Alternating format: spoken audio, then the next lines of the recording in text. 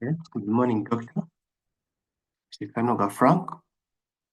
I'm going to present a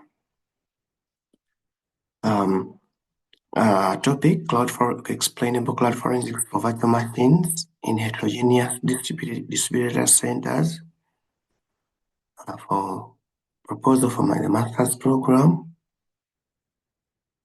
The contents, slide summary of the contents of the presentation. Cloud computing, the delivery of computing services over the internet in terms of software, platform and infrastructure. 90% of the businesses have embraced cloud computing.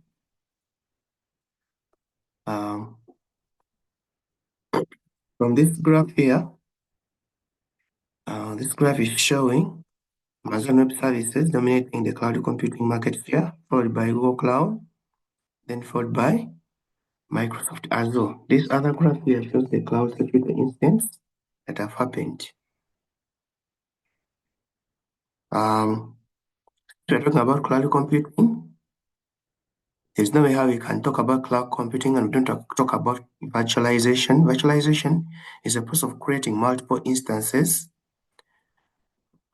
of an application, program, or a computer hardware, or even a computer itself.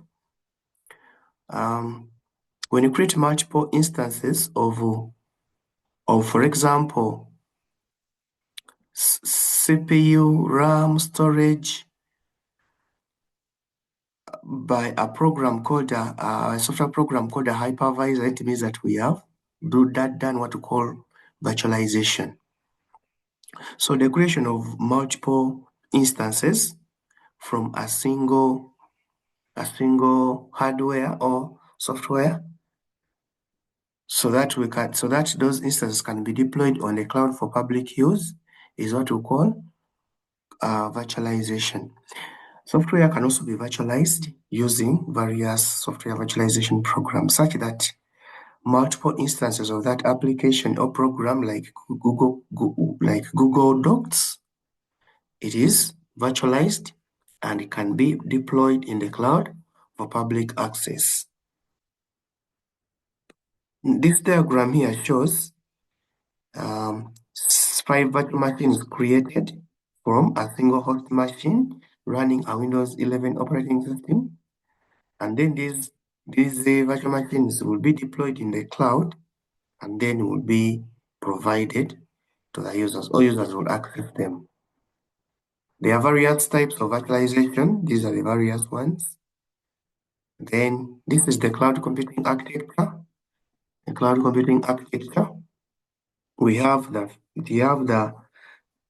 physical layer. That is the layer that holds the data centers, the physical data centers on the cloud service provider. Then we have the virtualization layer. The virtualization layer is the layer that virtualizes the physical hardware at the premise and the data center and the premises of the cloud service provider having the data centers. So whatever, be it hardware or software, are being virtualized from here. And then this is the layer, cloud computing layer, that is dedicated to provide cloud computing services to the end users. A data center, the facility that is made up of the primary components of compute network and storage, dedicated to provide enormous storage of enormous amounts of data for the users, and also provide cloud computing services. Now, it is because of these data centers that cloud service providers are able to deliver cloud computing services to the end users. A distributed data center is a data center that is where the these components of network, compute, and storage are dispersed, or they are geographically dispersed to different regions so as to provide IT services and other and other services to the end users. They are distributed in order to bring the services closer to the end users. So this is the data center for M10 Uganda, physical data center for M10 Uganda. And they are geographically, these data centers are geographically dispersed. Heterogeneous data center, provides IT services to a wide range of geographically separated end users in order to provide a wide range of computational resources like diverse software platforms, diverse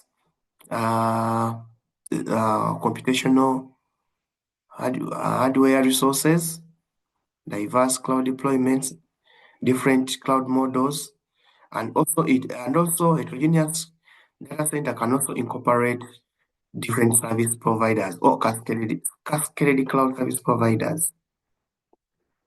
Cloud forensics, that's a term borrowed from digital forensics, and it's entailed with identification, preservation, examination, and collection, analysis, reporting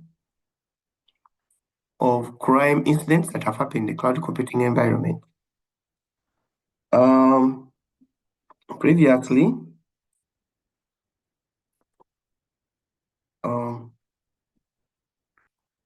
the traditional forensics methods, these ones, they had a problem.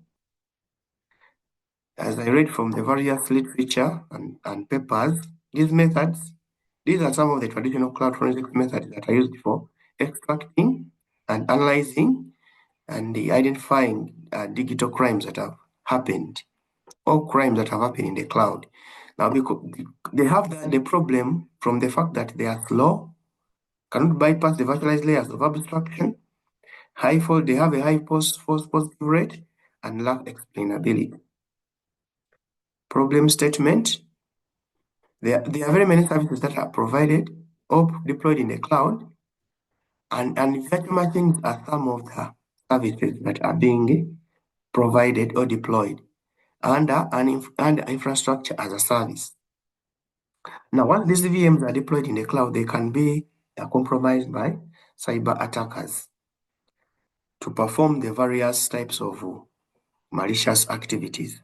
So once these malicious activities have taken place, generating evidence from these VMs is not an easy task, especially when traditional forensic methods are applied.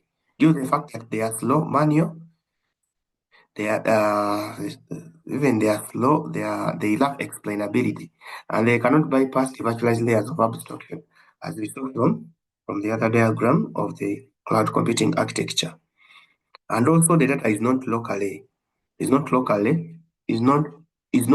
It is dispersed across various locations. So it's not easy to generate or retrieve evidence from those virtual machines that are dispersed from various locations on heterogeneous distributed data centers.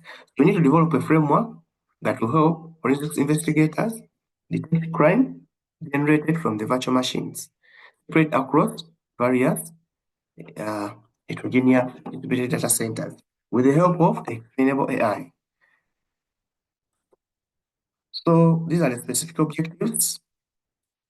Identify the status of the VM, identify important features needed by cloud forensics analysts for evidence detection in the VM, build, train, and evaluate the planning models for evidence detection in the VM, and then apply explainable AI using Lime and Sharp on the built models.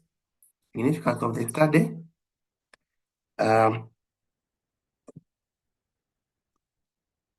Significance of the study.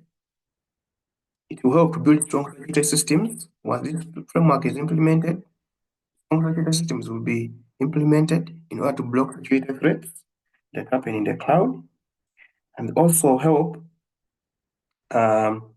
will help to detect crime-related activities with a higher true positive rate, and then it will also help to stakeholders to respond to both insider and outsider threats, and also help to to visualize key important features responsible for identifying that a certain VM virtual machine within a heterogeneous data center is infected by applying explainable AI. Is this some literature? Because of time, I will not go through them. Dataset description. This is the methodology, how I'm going to build the models. So I'll input the features, do data pre-processing and analysis, then do model building, then model prediction. Then after model prediction, then shall do incorporate explainable AI. Then I'll do model evaluation. These are the neural networks I'm going to build. This is the architecture of the deep learning models. And then this is how I'm going to build, train, test, and evaluate the deep learning models. I'll use the deep learning, the models, precision recall, accuracy, F1 score, AUC, retrieve operating characteristics curve, and Bayesian matrix. Then we shall incorporate explainable AI. Yes, that's the end of my presentation, Doctor. Thank you for your kind attention.